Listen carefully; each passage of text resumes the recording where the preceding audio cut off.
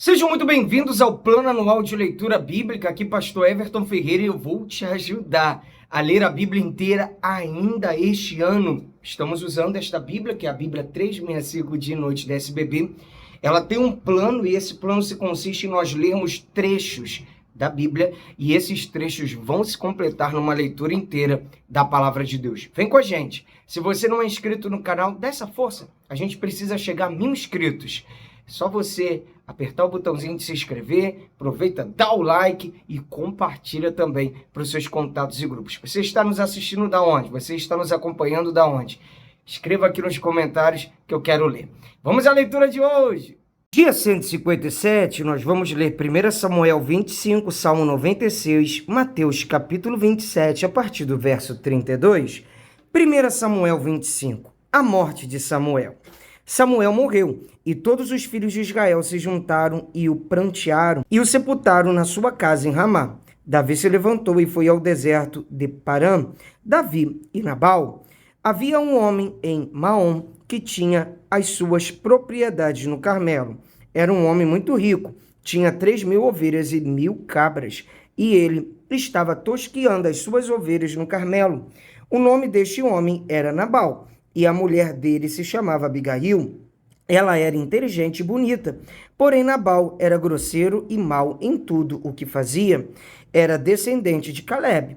Quando Davi, no deserto, ouviu dizer que Nabal tosqueava as suas ovelhas, enviou 10 rapazes e lhes disse: vão ao Carmelo falar com Nabal e perguntem-lhe, em meu nome, como está. Digam àquele afortunado: paz para você, paz para a sua casa e paz para tudo o que é seu. Soube que você está fazendo a tosquia das suas ovelhas.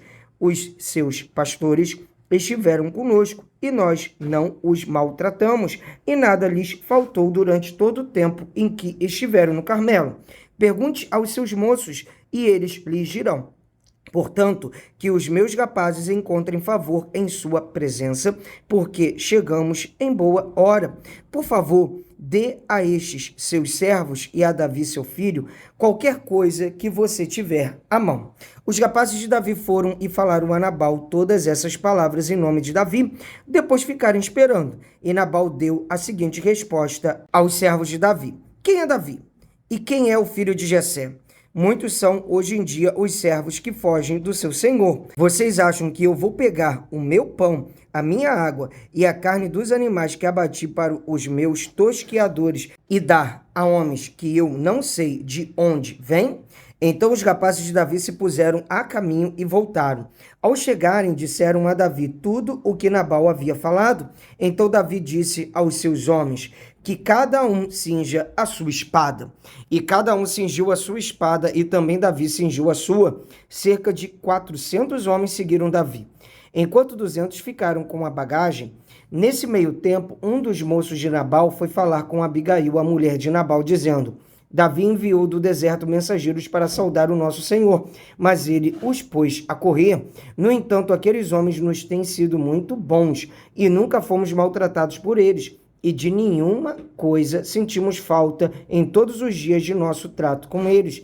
Quando estávamos no campo, eles eram como um muro ao nosso redor, tanto de dia como de noite, todos os dias que estivemos com eles apacentando as ovelhas. E agora pense bem e veja o que pode fazer, porque o mal já está determinado contra o nosso Senhor e contra toda a sua casa. Ele é homem maligno e não há quem consiga falar com ele. Abigail apazigua Davi. Então Abigail pegou a toda pressa 200 pães, 2 odres de vinho, 5 ovelhas preparadas, 5 medidas de trigo tostado, 100 cachos de passas e 200 pastas de figos, e pôs tudo sobre jumentos. Então disse aos seus servos: vão na minha frente, que eu vou logo atrás. Porém ela não contou nada a seu marido Nabal. Enquanto ela, cavalgando um jumento, descia encoberta pelo monte, Davi e seus homens também desciam, e ela se encontrou com eles. Ora, Davi tinha dito: com certeza de nada adiantou ter protegido tudo o que esse homem possui no deserto, e de nada sentiu falta de tudo o que lhe pertence. Ele me pagou o bem com o mal. Que Deus me castigue se até o amanhecer eu não matar todos os do sexo masculino que estão com ele. Quando Abigail viu Davi, desceu depressa do jumento e prostrou-se sobre o rosto diante de Davi, inclinando-se até o chão. Lançou-se aos pés de Davi e disse: meu senhor, que a culpa recaia sobre mim. Permita que esta sua serva fale e escute as palavras da sua serva.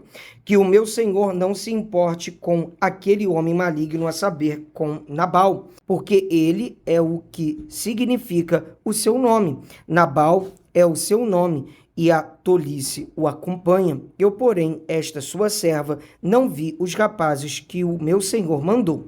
Agora, meu senhor, tão certo como vive o Senhor Deus, e tão certo como vive a sua alma, foi o Senhor Deus que o impediu de derramar sangue e de fazer justiça com as próprias mãos, que os seus inimigos e os que procuram fazer mal ao meu senhor sejam como Nabal. Este é o presente que esta sua serva trouxe ao meu senhor, que ele seja dado aos rapazes que seguem o meu senhor.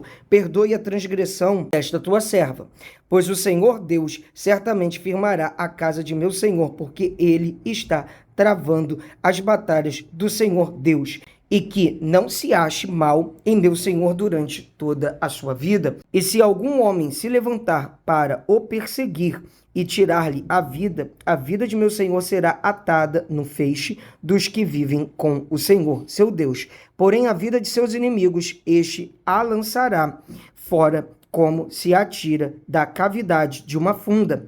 E quando o Senhor Deus tiver feito o meu senhor todo o bem que falou a seu respeito, e o tiver colocado como príncipe sobre Israel, então meu senhor não terá motivo de pesar ou de remorso por ter derramado sangue inocente e por ter se vingado com as suas próprias mãos.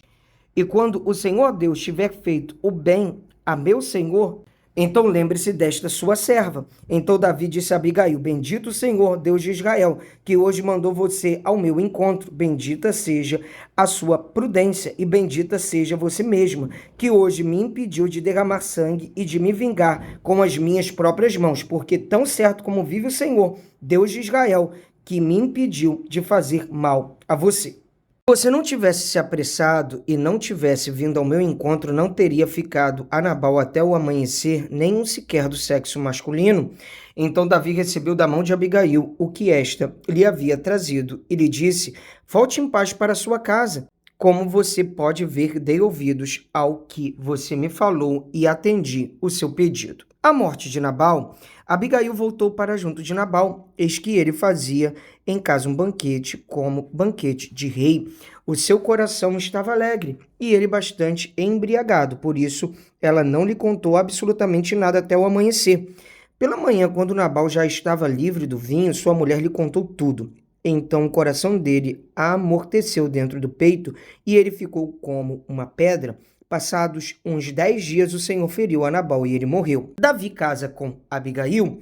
Quando Davi soube que Nabal havia morrido, disse: bendito seja o Senhor, que pleiteou a causa da afronta que recebi de Nabal e livrou este seu servo de fazer o mal. O Senhor fez com que a maldade de Nabal caísse sobre a própria cabeça dele. Então Davi mandou um recado a Abigail, dizendo que desejava tomá-la por mulher. Os servos de Davi foram até Abigail no Carmelo e lhe disseram: Davi nos mandou buscá-la para que a senhora seja sua mulher. Então ela se levantou, se inclinou com o rosto em terra e disse: eis que esta sua serva servirá de criada para lavar os pés dos criados de meu senhor. Abigail se dispôs imediatamente, montou o seu jumento e ela, acompanhada pelas 5 moças que a serviam, seguiu os mensageiros de Davi, que a recebeu por mulher. Davi também havia tomado por mulher Ainoã de Jezreel, e ambas foram suas mulheres. Saul tinha dado sua filha Mical, mulher de Davi, a Paute, filho de Laís, que era de Galim. Vamos ler agora Salmo 96, louvor à glória e à majestade de Deus. Cantem ao Senhor um cântico novo, cantem ao Senhor todas as terras, cantem ao Senhor, bendigam o seu nome, proclamem a sua salvação dia após dia. Anunciem entre as nações a sua glória, entre todos os povos as suas maravilhas, porque o Senhor é grande e digno de ser louvado, mais temível do que todos os deuses, porque todos os deuses dos povos não passam de ídolos. O Senhor, porém, fez os céus. Glória e majestade estão diante dele, força e formosura no seu santuário. Deem ao Senhor, ó famílias dos povos, deem ao Senhor glória e força, deem ao Senhor a glória devida ao seu nome. Tragam ofertas e entrem nos seus átrios. Adorem o Senhor na beleza da sua santidade. Tremam diante dele todas as terras. Digam entre as nações, reina o Senhor. Ele firmou o mundo para que não se abale e julga os povos com justiça. Alegrem-se os céus e a terra exulte, ruja o mar e a sua plenitude. Alegrem-se o campo e tudo o que nele há. Cantem de alegria todas as árvores do bosque, na presença do Senhor, porque vem julgar a terra, julgará o mundo com justiça e os povos de acordo com a sua fidelidade. Vamos ler agora Mateus capítulo 27, a partir do verso 32, a crucificação de Jesus.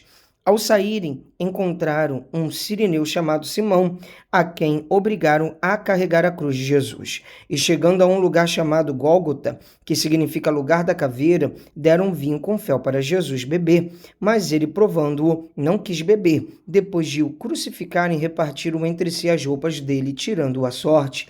E assentados ali, o guardavam.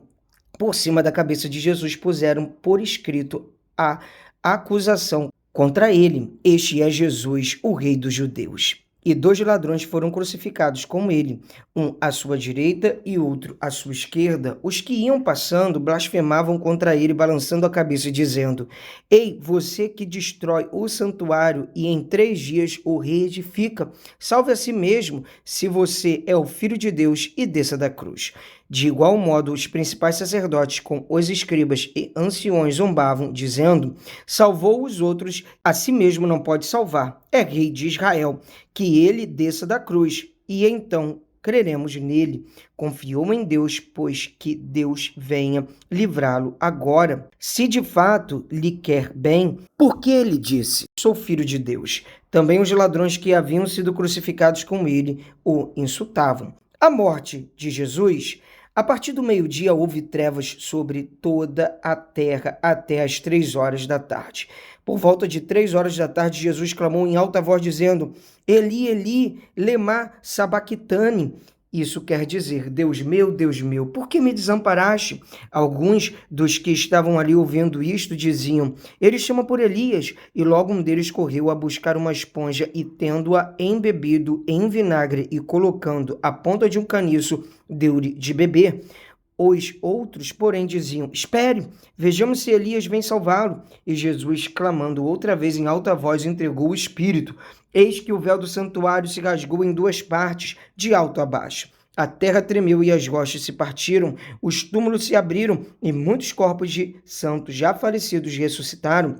E saindo dos túmulos depois da ressurreição de Jesus, entraram na cidade santa e apareceram a muitos. O centurião e os que com ele guardavam Jesus, vendo o terremoto e tudo o que se passava, ficaram possuídos de grande temor e disseram: verdadeiramente, este era o Filho de Deus. Estavam ali muitas mulheres observando de longe, eram as que vinham seguindo Jesus desde a Galileia para o servir. Entre elas estavam Maria Madalena, Maria, mãe de Tiago e de José, e a mulher de Zebedeu. O sepultamento de Jesus. Ao cair da tarde, veio um homem rico de Arimateia chamado José, que era também discípulo de Jesus. Este foi até Pilatos e lhe pediu o corpo de Jesus. Então Pilatos mandou que o corpo lhe fosse entregue, e José, levando o corpo, envolveu-o num lençol limpo de linho e o depositou no seu túmulo novo, que ele tinha mandado abrir na rocha, e rolando uma grande pedra para a entrada do túmulo, foi embora. Estavam ali sentadas em frente do túmulo Maria Madalena e a outra Maria. A guarda do túmulo. No dia seguinte, que é o dia depois da preparação, os principais sacerdotes e os fariseus se reuniram com Pilatos e lhe disseram: Senhor, nós lembramos que aquele enganador, enquanto vivia, disse: depois de 3 dias ressuscitarei. Portanto, mande que o túmulo seja guardado com segurança até o 3º dia, para que não aconteça que, vindo os discípulos dele, o roubem e depois digam ao povo: ressuscitou dos mortos, e este último engano será pior do que o primeiro. Pilatos respondeu: uma escolta está à disposição de vocês. Vão e guardem o túmulo como bem entenderem. Indo eles, montaram guarda ao túmulo, selando a pedra e deixando ali a escolta. Graças a Deus, mais um dia de leitura bíblica concluído. É isso aí, vamos seguindo, de passo em passo, de fé em fé, só não para, tá certo? Te espero aqui amanhã, um abraço, pra cima!